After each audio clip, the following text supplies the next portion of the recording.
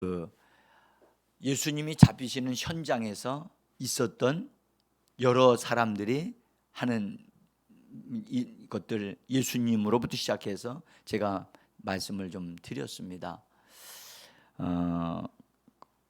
그래서 그 여러 사람들이 이제 하는 것들 중에 우리가 베드로가 칼을 빼서 탁 말고의 귀를 잘랐지요. 이제 그런 것도 여러 종류의 사람들이 말을 했어요. 근데 그 현장에서 있었던 일을 아주 구체적으로 우리에게 알게 하시기 위해서 그렇게 말씀을 잘 이렇게 해놓으셨는데, 그 현장에 있는 말씀이 우리에게도 하시는 말씀이라는 것을 우리가 어제 보았고, 오늘은 예수님이 붙잡히셔가지고 이제 끌려서 로마 군인들에 의해서 끌려서 갑니다. 그것은 시간대로 말하면 밤중입니다. 밤중에. 그러니까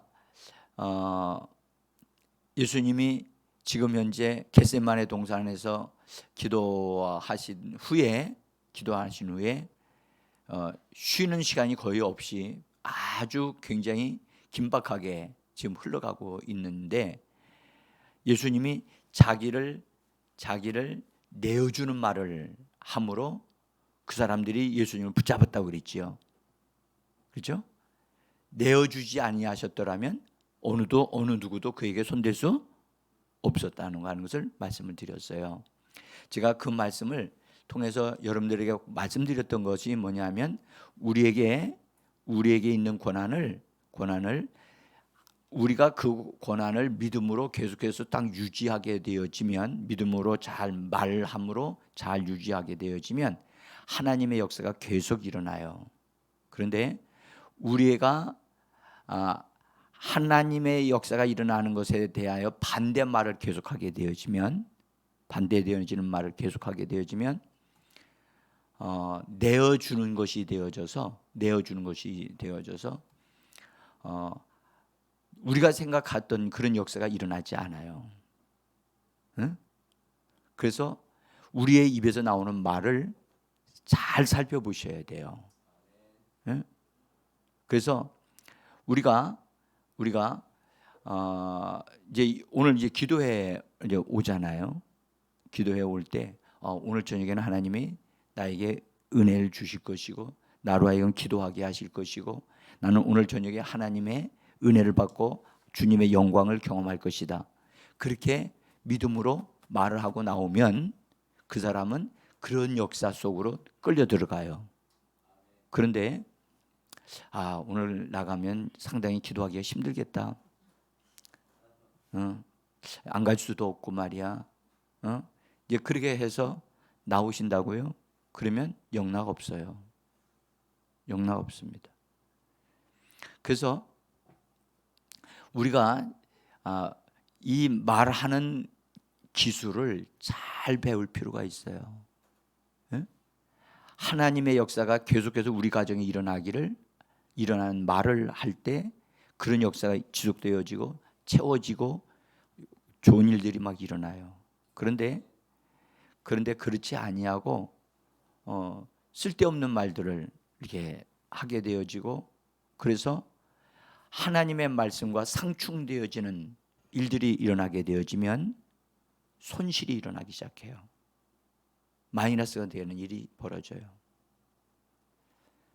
그래서 우리는 어떤 상황에서든지 주님을 찾아야 되고 성령으로 충만함을 받고 성령에 이끌려서 정말 하나님이 원하시는 말들을 하는 하나님의 사람으로 우리 자신을 매일마다 세우는데 성공해야만 합니다. 이것이 굉장히 중요합니다. 예수님도 이제는 너희 어둠의 세계다, 어둠의 권세다 라고 딱 말씀하신 그 순간서부터 어둠의 역사, 예수님을 붙잡고 끌고 다니는, 그래서 원치 않는 곳에 예수님이 지금 심판을 받기 위하고 신문을 받기 위해서 가시는 그런 일들이 벌어진단 말이에요. 여기에 굉장히 우리에게 중요한 것을 말씀하고 있는 거예요. 그 사람이 실패하면 그 사람의 말을 조사해 보세요. 말을 조사해 보면 말을 녹음해 가지고 하루 종일 하는 녹음, 그것을 녹음해 보면 쫙 들어보면 이 사람이 왜 실패할 수밖에 없는가를 거기서 발견할 수 있어요. 그래서 잘못된 말을 하는 걸 딱 멈추어야 돼요. 예? 멈춰야 된다고. 그리고 하나님이 원하시는 말씀을 말하는 훈련을 배워야 돼요. 환경이 어려울 때, 힘들 때에도 절대 힘들다, 어렵다 말하지 말고 뭘 해야 되냐? 하나님이 나를 도우신다. 하나님이 나와 함께 계신다. 이런 말을 해야 되는데 그런 말을 하지 않고 너무너무 힘들어요. 되는 일이 하나도 없어요. 이렇게 말을 하면 여러분들 그 말에 거리가 돼서 그런 일들이 벌어진다고요.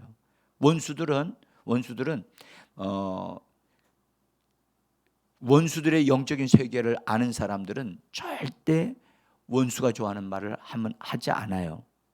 에? 이스라엘 백성들이 광야에서 무너진 건 뭐 때문에 무너졌죠? 에? 말 때문에 무너진 것을 아셔야 돼요. 말 때문에. 그래서 기도를 몇 시간씩 하느냐 그것도 중요하지만 기도한 다음에 나가서 다른 사람들과 이야기할 때 그 기도를 무효화시키는 말을 하면 안 되는 거예요. 응? 아멘. 그래서 이 부분이 굉장히 중요해요. 어떤 분이 잠깐 이제 오늘 말씀 좀 드릴게요. 어떤 분이 집회에 참석을 해서 그 유명한 치유 사역자가 와가지고 집회를 했는데 그 집회에 참석을 해가지고 그 목발을 짚고 참석했던 사람이 목발을 짚고 참석을 했다가 이제 집회 마치고 기도 도움을 받았는데 목발을 버리고 걸어 다니게 됐어요. 놀라운 일이 일어났죠. 일어났는데 그래서 이제 감사함으로 막 찬송함으로 집으로 갔어요. 그래서 가가지고 이제 자기가 다니는 교회 목사님한테 전화를 했어요. 목사님, 제가요 이렇게 이 집회에 가가지고 이렇게 은혜 받고 이렇게 치유받아 건강하게 돌아왔어요. 그래서 그랬는데 목사님이 그 전화를 받고 신방을 오셨어요. 그러면서 그 목사님은 기적은 오순절 초대교회 이후로 끝났다는 것을 주장하시는 분이세요. 응? 그 오셔가지고 성도님은 나으셨다고 그렇게 말씀을 하시는데 하나님의 기적은 이 오순절 이후로 다 끝났고요. 성경을 우리에게 주셔서 성경 말씀을 듣고 깨닫고 그래서 그렇게 믿는 것으로 우리는 신앙생활을 해야 됩니다. 그렇지 않으면 원수에게 속을 수가 있습니다. 그렇게 얘기하셨는 거예요. 그러니까 이 성도님은 목사님이 오셔서 그런 얘기하니까 이거 그런가 보다. 그럼 나도 병 낫는 게 정상이 아니로구나 라고 생각을 했어요. 그 생각을 하고 그날 저녁에 자고 일어났더니 아침에 움직일 수 없었어요. 옛날로 돌아갔어요.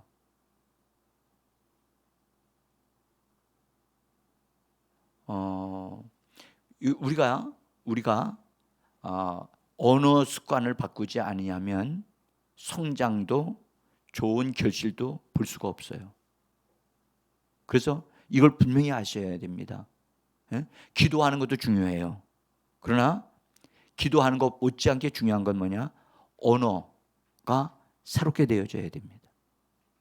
우리는 하늘에 속한 사람으로서 하늘에 속한 사람의 언어를 말할 줄 알아야 돼요. 만약에 그렇지 아니하다면 입술을 여러분들 잠그고 하나님 말씀만 계속해서 말씀하시는 그것에 협력을 하시든지 방언을 하시든지 입 관리를 좀 하셔야 돼요. 그래야 역사가 지속적으로 일어나고 확고하게 되어져요.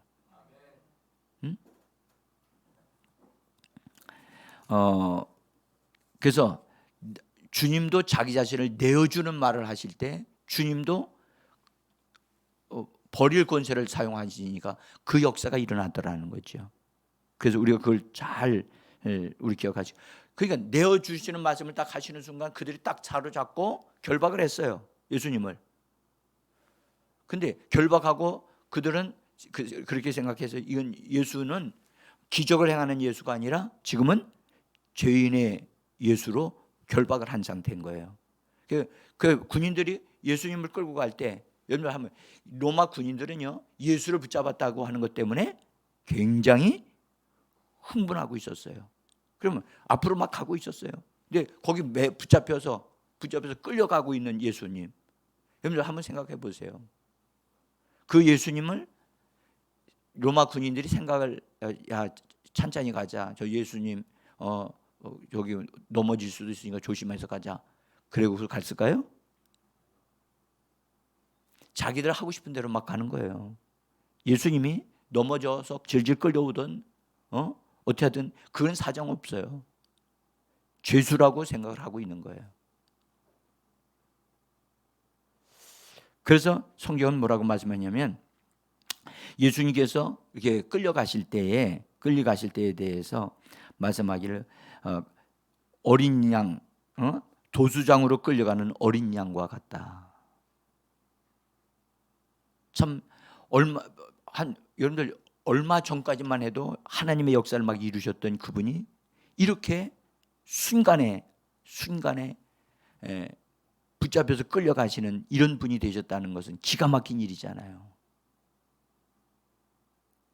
그래서 이사야 53장 7절에서는 우리 한번 같이 읽어볼까요?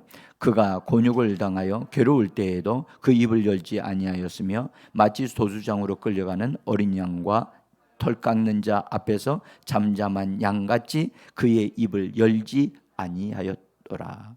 그래서 입을 열지. 예수님은 그렇게 끌려가셔도 불의하게 죄인같이 취급을 받으셔도 그분은 아무런 얘기를 안 하시는 거예요. 왜요? 이미 예수님은 죽을 것을 아셨고 죽음에다가 자기를 내어주셨기 때문에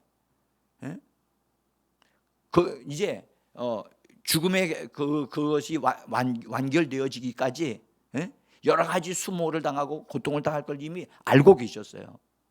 그래서 각오하고 가시는 거예요. 자, 오늘 예수님이 잡혀가시면 어디 목적지가 있을 거 아니에요. 목적지가 어디였어요?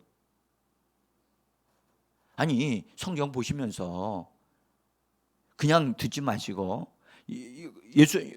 로마 군인들이 사실은 로마 군인들은 그 예수를 잡았으면 어디로 끌고 가야 되냐면 로마 군대에 있는 빌라도라든지 이런 데로 데리고 가야 되거든요.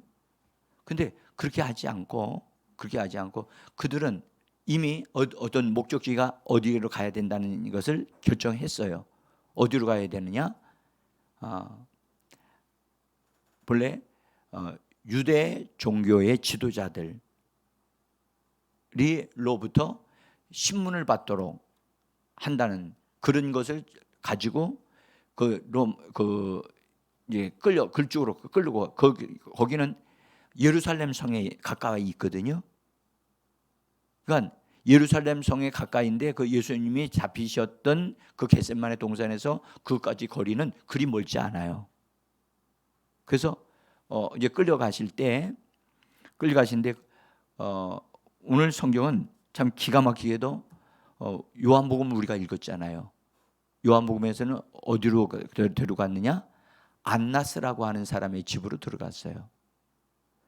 근데 제가 이제 이 성경을 보면서 마태복음과 누가복음 이런 성경들은 이런 성경 가야바 대제사장인 가야바 쪽으로 데리고 갔다고 그렇게 기록을 해놨는데 요한복음에만 안나스라고 하는 분에게 먼저 데려갔다는 거예요. 그래서 제가 오늘 본문을 요한복음을 선택해서 읽은 거예요. 자, 그러면 본래 대제사장인 사람은 누구였느냐? 가야바라고 하는 사람이었는데 대제사장 그 매년마다 그 대제사장이 되어지는 사람이 그 시대의 모든 일들을 책임지고 하는데 대제사장 자리에서 물러났던 안나스라고 하는 사람이 예수님을 잡아올 때 자기에게로 먼저 오도록 그렇게 한 거예요. 그러니까 이게 뭘 의미하느냐면 지금의 종교 지도자들 가운데 어떤 힘이 누가 더 강력한가를 우리로 하여금 알게 하고 있는 거예요. 네? 알게 하고 있는 거예요. 그러니까 현재 실제로 대제사장은 누구였느냐? 가야바라고 하는 사람이었어요. 근데 대제사장의 자리에서 은퇴했던 안나스라고 하는 사람이 자기 집으로 들어오도록 한 거예요. 그러면 가야바보다 누가 더 힘이 센 거예요? 안나스가 더 강한 거예요. 그러니까 안나스라고 하는 사람이 실제적으로는 종교 지도자들의 모든 것을 다 조종하고 그 다음에 이게 관리하는 그런 아주 실세인 거예요. 실세. 자, 그래서 오늘 우리 성경은 그걸 먼저 우리에게 말씀하셔요. 13절을 잠깐 보면 이렇게 말씀하시죠. 13절 먼저라는 말을 했어요. 따라합시다. 먼저. 그냥 된 게 아니라 여러분들 먼저 안나스에게로 끌고 가니라고 했죠. 먼저라고 하는 것은 우선순위가 안나스에게 있었던 거예요. 근데 마태복음이나 누가복음에는 안나스에게로 데리고 가지 않았고 가야바 쪽으로 데리고 간 거예요. 그러면 여기에 뭐가 있구나 하는 것을 우리가 알 수 있죠. 그래서 안나스에게로 끌고 갔다가 다시 이제 안나스에서 끝나니까 가야바 쪽으로 보내요. 24절을 한번 보세요. 24절 요한복음 18장 24절 읽습니다. 안나스가 예수를 결박한 그대로 대제사장 가야바에게로 보내니라. 그러니까 안나스가 자기가 해야 될 어떤 것들을 미리 알아보고 그 다음에 대제사장한테로 보내는 거예요. 그러니까 이것이 실세가 누군가를 보여주는 건데 이 안나스라는 사람은 은퇴를 했는데도 이렇게 힘을 과시하고 있는 것은 이것은 자기 그 밑에 있는 사람들보다 자기가 더 강력하다고 하는 것을 보여주는 사실은요. 이게 세상에는 권력 남용이라고 그러잖아요. 그건 이게 종교 지도자들 중에서 이분은 이게 예수님에 대한 것을 신문할 권리가 없어요. 근데 그것을 마치 자기에게 있는 것 같이 지금 행세를 하고 있는 거예요. 그러니까 예수님을 그에게로 데리고 가는 것은 합당치 않았던 거예요. 이것은 엄밀히 말한다면 불법을 행하는 거예요. 자, 그런데 그래서 이제 예수님이 제가 이제 그 안나스라고 하는 사람에 대해서 찾아보니까 이 사람이 대단한 사람이더라고요. 이 사람의 집이 얼마나 큰지 넓은지 뭐 굉장한 집이에요. 엄청난 큰 집이에요. 그러니까 이분이 종교 지도자로서 검소하게 사는 사람이 아니고 호화롭게 사는 사람이고 권력을 아주 누리는 사람이에요. 우리나라에 그런 사람들이 있잖아요. 종교 지도자들 가운데 마치 말이죠. 교인들이 많으면 마치 성공한 것 같이 생각하는 사람들이 많아요. 그것이 착각이에요. 그건 착각이에요. 자, 근데 이 사람에 대해서 보니까 어떤 것이냐면 그 당시에 종교적인 재판이라든지 그런 어떤 행사가 있으면 이 사람이 좌지우지하는 사람이었어요. 그리고 또 하나는 이 사람은 본래 아들이 5명인데 아들 5명이 다 제사장들이야. 그러니까 아들만 벌써 5명 해도 제사장이 엄청나잖아요. 그런데 오늘 성경에 읽었듯이만 사위도 제사장인데 더구나 이 사위는 지금 그 시대의 대제사장이야. 근데 손주가 있는데 손주도 제사장이야. 그러니까 이 사람의 모든 배후에는 막강한 사람들이 다 곳곳에 다 있는 거예요. 그러니까 다른 사람들이 감히 이 사람에 대해서 말을 못 하는 거예요. 말했다가 하면 어느 사이에 사라져 버리는 거야. 응? 권력이 좋긴 좋죠.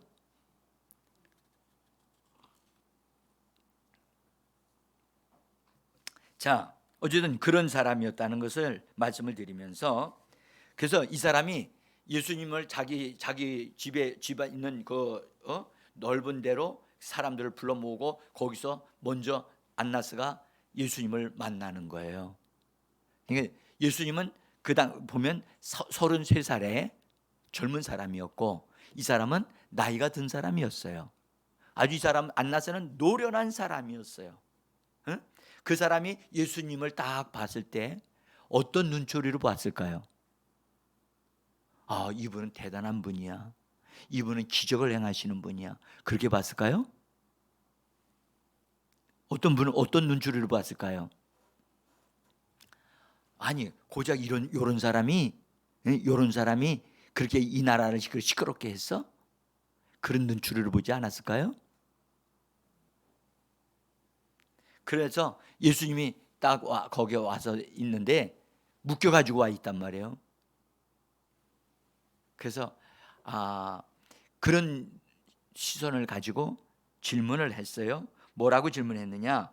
오늘 성경은 뭐라고 했냐면 예수님의 제자들에 대해서 너의 제자들과 너의 제자들 다 어디가 있느냐? 지금 그걸 묻고 또 하나는 너의 가르침이 뭐냐? 이런 것을 질문을 했어요. 그러면 여러분들 예수님의 제자들은 지금 어디로 갔어요? 다 도망갔어요. 얘기할 거리가 없어요. 뭐 묻지 않아도 그거 다 아는 건데. 근데 예수님은 그의 질문에 대해서 전혀 다른 말씀을 하셨어요. 오늘 우리가 여기서 예수님이 하시는 이 말씀을 한번 들어보세요. 요한복음 18장 20절인데요. 이런 말씀합니다. 한번 읽어볼까요? 내가 드러내놓고 세상에 말하였노라. 모든 유대인들이 모이는 회당과 성전에서 항상 가르쳤고 은밀하게는 아무것도 말하지 아니하였거늘 어찌하여 내게 묻느냐? 여러분들 예수님이 이 말씀을 하실 때 마치 고개를 푹 숙이고 죄인과 같은 모습으로 그런 이 말씀을 하고 계신가요? 여러분들 말씀하시는 걸 딱 볼 때 그분은 결박을 당한 상태였지만 그분은 굉장히 확고하고 또 강하고 분명하게 확실하게 말씀하고 계신 것을 볼 수가 있어요.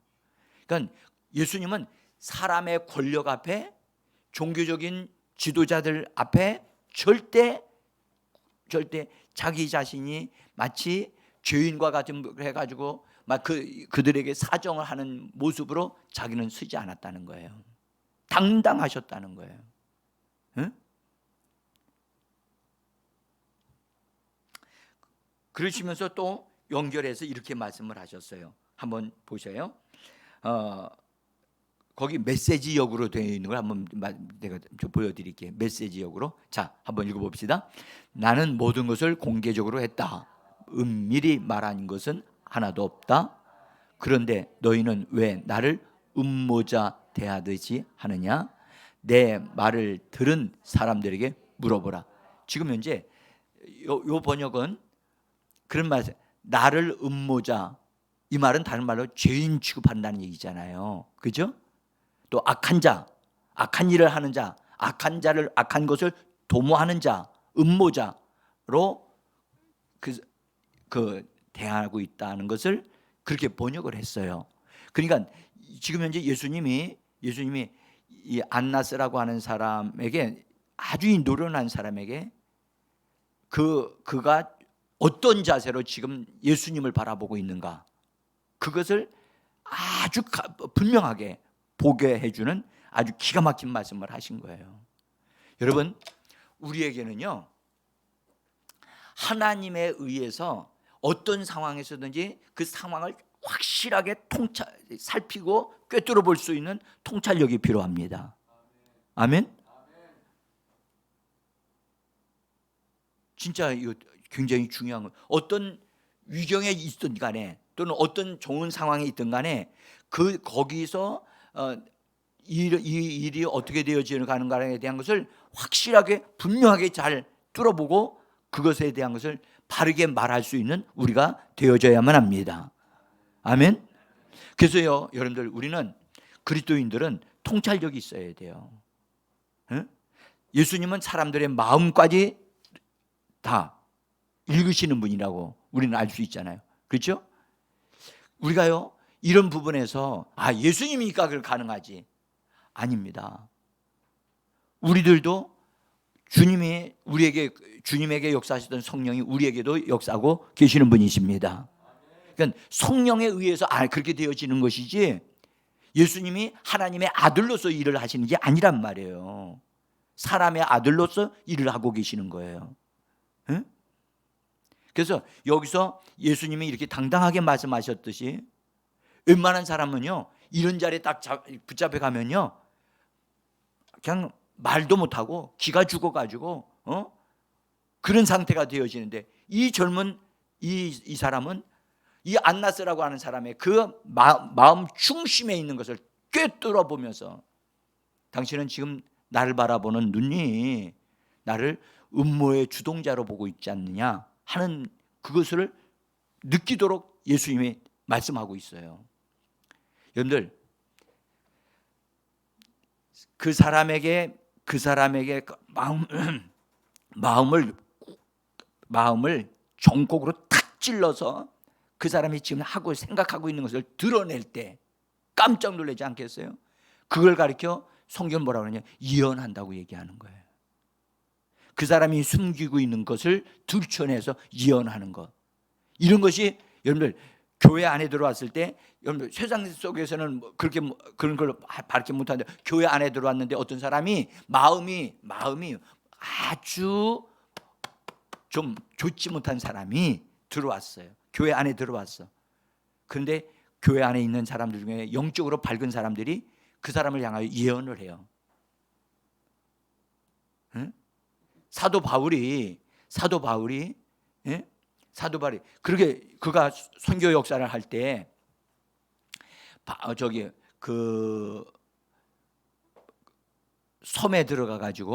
섬에 들어가서 맨 처음에 밤모섬이 아니라 그 구보로 쪽 섬에 들어가 가지고 거기 갔을 때 총독하고 같이 붙어서 있었던 그 바예수라고 하는 사람이 총독의 마음을 막 괴롭혀 가지고 예수 믿는 것을 못 믿게 하는 일이 있었어요. 그때 바울이 그를 그 악한 짓을 하는 그 마술사를 향하여 악한 자라고 하면서 꾸짖으면서 너의 눈이 보이지 않을 것이다. 여러분, 이런 말 어떻게 하겠어요?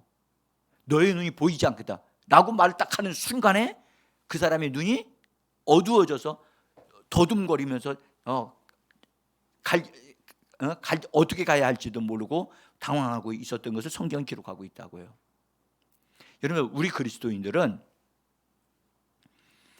우리 그리스도 안에서 강화되어져서 우리의 삶 속에 원수들의 역사를 무력화시키는 하나님의 사람들로 살아야 할 줄 믿습니다. 자, 그래서 여기 그러니까 이런 말을 딱 들었던 안나스는, 여러분 한번 생각해 보세요. 이 노려놨던 안나스가 이런 말을 하는 사람은 여태까지 만나보지를 못했는데 이 젊은 사람이 이 노인 양반의 내면에 있는 것을 딱 드러내면서 말을 당당하게 하는 이 말에 저는 이걸 읽으면서 그걸 느꼈어요. 안나스가 이 말에 압도돼 버렸어요. 이 사람은 보통 사람이 아니로구나. 이 사람은 내가 다룰 수 있는 사람이 아니로구나라는 사실을 깨달은 거예요. 응? 그런데 갑자기 그걸 깨닫는 순간에 어떤 일이 돌발적으로 일이 발생해 버렸어. 어떤 일이 발생했죠? 갑자기 옆에 그 예수님 옆에 있었던 거기 그 지역을 거기를 경비하고 이렇게 그 마치 죄인을 나쁜 폭력을 쓰지 못하도록 지키기 위해서 옆에 서 있는 사람들이 있었단 말이에요. 그 중에 그 사람들은 안나스와 안나스를 돕는 역할을 하기 위해서 보내심을 받은 사람들, 고용된 사람들이란 말이에요. 근데 그 중에 한 사람이 예수님을 향하여 따귀를 때리는 거예요. 여러분들, 기가 막힌 일이 벌어진 거예요.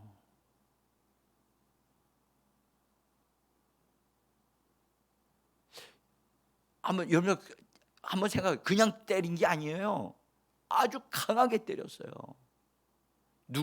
어떤 사람이 쓴 책에 보니까 뭐라 했냐면 예수님이 그걸 맞아가지고 얼굴에 빨갛게 달아올랐고 얼굴이 벗다. 그러면 그 사람이 때릴 때 예수님은 사정 봐주면서 때렸겠어요? 자, 그러면서 때린 다음에 하는 말이 이런 말을 했어요. 뭐랬냐? 거기 22절을 한번 읽어봐요. 같이 시작. 네가 대제사장에게 이같이 대답하느냐? 지금 뭐라고 얘기하는 거예요? 지금 네가 대제사장한테 지금 말하는 태도가 불손하다. 자, 여러분들 이 말을 딱 들으면서 무슨 생각이 납니까? 지금 이 사람은 누구를 위하여 이런 행동을 했죠? 대제사장을 위해서. 이 사람은요 사람에게 충성하는 사람이에요. 하나님을 모르는 사람이에요. 그런데 대제사장에게 감히 네가 이렇게 말을 함부로 해? 공손하게 말하지 않고 네가 이런 식으로 말을 해? 하면서 위협하면서 그렇게 예수님을 먼저 때리는 거예요. 자, 저는 여러분들에게 이거부터 말씀드릴게요. 여러분, 말보다 행동을 먼저 하는 사람이 있어요. 그런 사람은 참 무서운 사람이에요. 여러분들, 여러분들 일단 이런 사람들은요 주로 먼저 버럭 화부터 먼저 내놓고, 그 다음에 말을 해요. 이런 습관을 가지고 있는 분들은 이건 문제가 있는 사람이에요. 근데 여러분들 아시나요? 여러분들 우리가 어제 봤죠? 어떤 제자들은 예수님 앞에 물었어요. 주님, 우리가 이들을 칼로 치리까? 그렇죠? 물었다고요. 그건 잘하는 거라 그랬잖아요. 그런데 묻기도 전에 칼을 쫙 뽑아가지고 어떤 사람을 목을 쳤으면 더 아주 그냥 진짜 잘했을 텐데 어떻게 하다 보니까 귓대만 하나만 잘라냈어. 그 사람이 누구였어요? 그러니까 베드로가 실수를 많이 하는 이유가 있다는 것을 우리가 금방 알 수 있죠. 그러니까 베드로도 행동이 먼저 가는 사람이에요. 말을 해도 말에 실수가 있을 뿐만 아니라 행동도 실수가 있는 거예요. 자, 이거는 우리가 여기서 그냥 이 사람의 어떠함만 보면 안 되고, 나에게 이런 이 사람의 것이 있는가, 우리 가정에 이 사람 같은 사람이 있는가, 이걸 돌아봐야 되는 거예요. 응? 말을 해도 예수님보다 먼저 말하고 그런 사람이 있어. 그래서 우리는 그러잖아요. 먼저 말하기 전에 뭐 해야 되냐? 기도하고 하나님 앞에 진지하게 바르게 살펴보고 그것을 해야 되는데, 이런 것으로 우리가 훈련되지를 못했기 때문에 먼저 행동부터 먼저 하는 거예요. 행동부터. 그래서 이런 부분에 대해서 우리 자신에게 말씀하시는 게 있단 말이죠. 여러분들, 어떤 사람은 자기 마음에 안 든다고 막 고함을 지르는 사람이 있어요. 고함을 막 질러. 그거는 감정을 정리를 못하는 거죠. 그죠? 그것도 고쳐줘야 되는 거야. 우린 여기서 하나님이 원하시는 하나님의 사람은, 여러분들, 정말 이런 부분이 잘 정리가 되어져서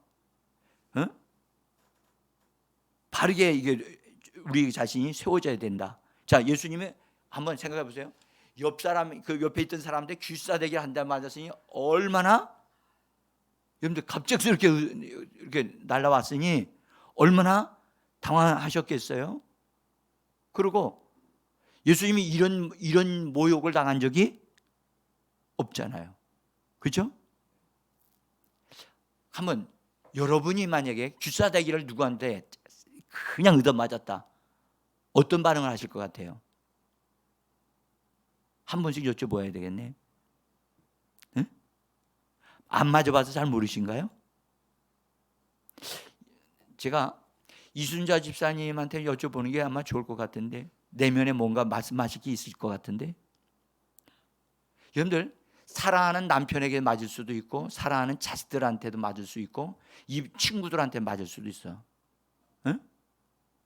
구타를 당해 본 적이 있나요? 그래서 정말 그렇게 한번 당하고 나니까 이게 뭐야? 이건 폭력이거든요. 폭력은 반드시 원인이 있어요. 원인이. 맞은 사람은 괜찮아. 그것을 행한 사람이 나쁜 사람인 거예요. 응?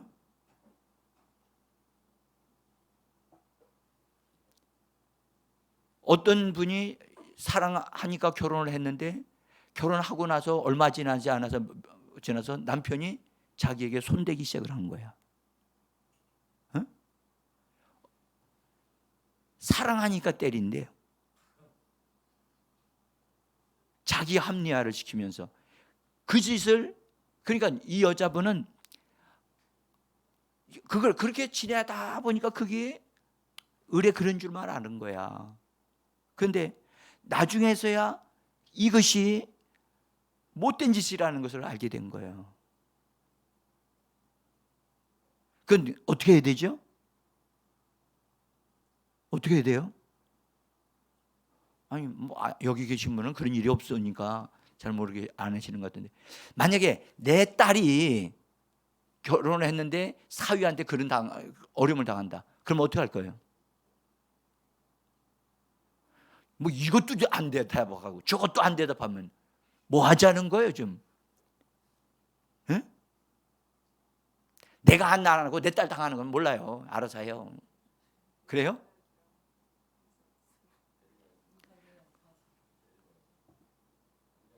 그건요, 바로 신고해서 경찰서 들어가든지 데리고 와서 무릎 꿇혀놓고 뭔가 해야 되는 거예요.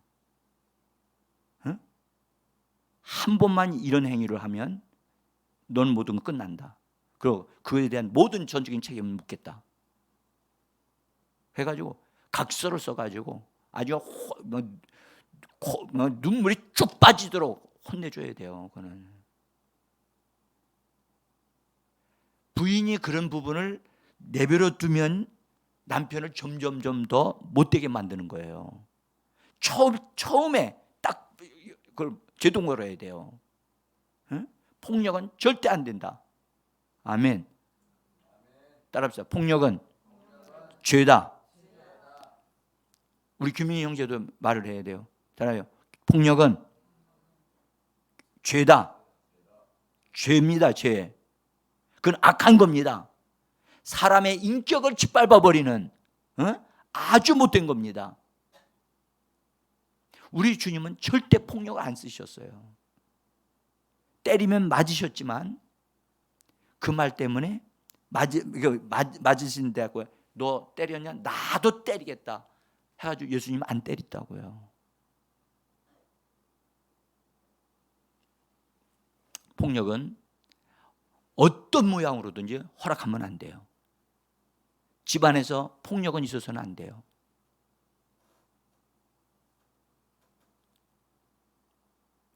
예수님이 얻어맞으신 다음에 이 사람이 하는 말에 대해서 단호하게 처리하신다고요. 어떻게 처리하셨는가? 우리 한번 보십시다. 23절 같이 읽어봅시다. 내가 말을 잘못하였다면 그 잘못한 것을 증언하라.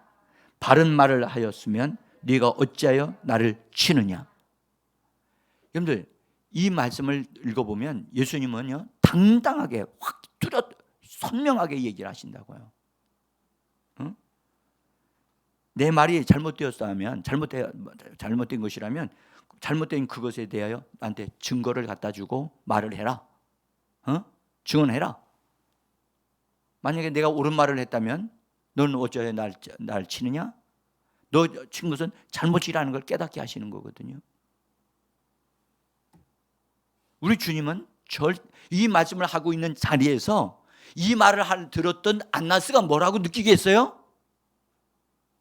오메, 내가 지금 내가 대제사장도 아닌 주제에 내가 지금 현재 예수님을 이렇게 하는 건 뭐라?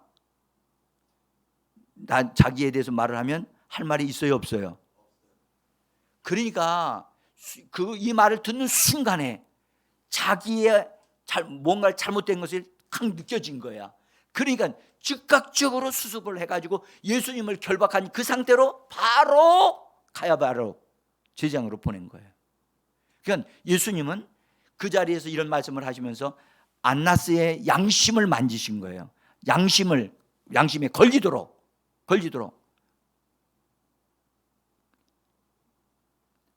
여러분들 잘못하는 것을 덮어주는 것은 그건 아름다운 것이 아닙니다. 오히려 그것은 죄를 키우는 겁니다. 그래서 오늘 이런 말씀을 드리면서 우리가 예수님 같이 지금 비록 몸으로는 결박되어 있다 할지라도 당당하게 말씀하실 것은 말씀하시고 주장할 것은 주장하시고 이런 부분을 우리가 보면서 사람들 앞에 우리가 어떤 사람들 앞에서 절대 그 사람들의 입에 맞는 마음에 맞는 말을 하지 말고 하나님 앞에서 우리 자신을 세우고 하나님 앞에서 말할 수 있는 우리들이 되어지기를 간절히 원합니다. 이런 사람으로 우리를 세우셔야 돼요. 응? 자, 불의한 행동을 그냥 내버려 두시지 아니하시는 주님. 응? 내가 예수님이 그랬잖아요. 내가 바른 말을 하였으면 네가 어찌하여 나를 치느냐? 어찌하여 이런 폭력을 쓰느냐? 이거 알려줘야 돼요. 바로 잡아줘야 돼요. 아멘? 예수님은 이런 상황에서도 그것을 바르게 잡으려고 하시는데 우리는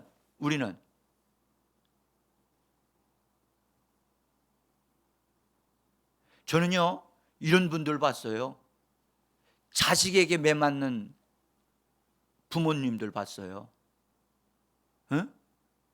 이거는요, 뭔가 잘못되어도 많이 잘못되어진 거예요.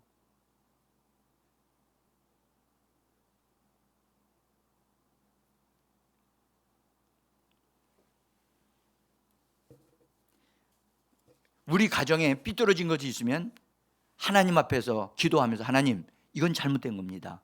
이거 고쳐야 되겠습니다. 바르게 돼야 됩니다. 아멘.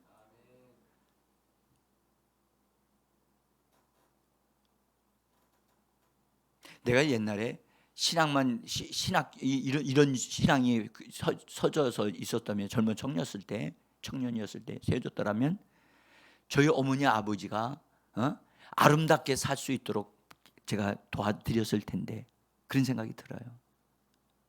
예?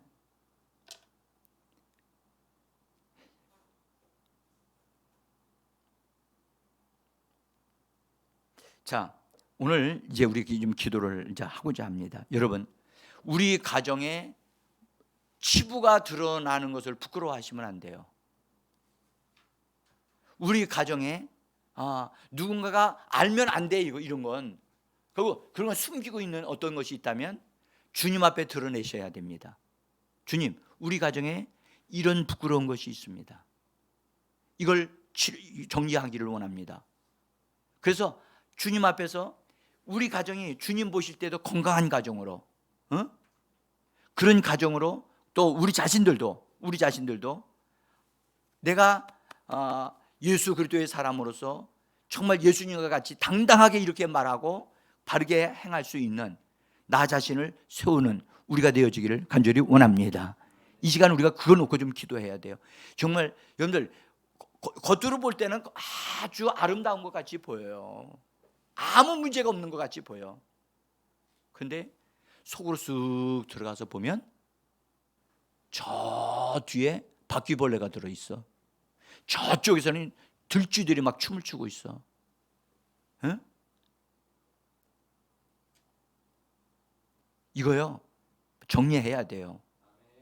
정리해야 돼요. 우리 주님이 우리의 정직한 기도를 들으실 것입니다. 그리고 우리가 진정으로 주님 앞에서 바르게 세우기를 원한다면 하나님은 들으시고 손대시기 시작하실 것입니다. 에? 기도합시다.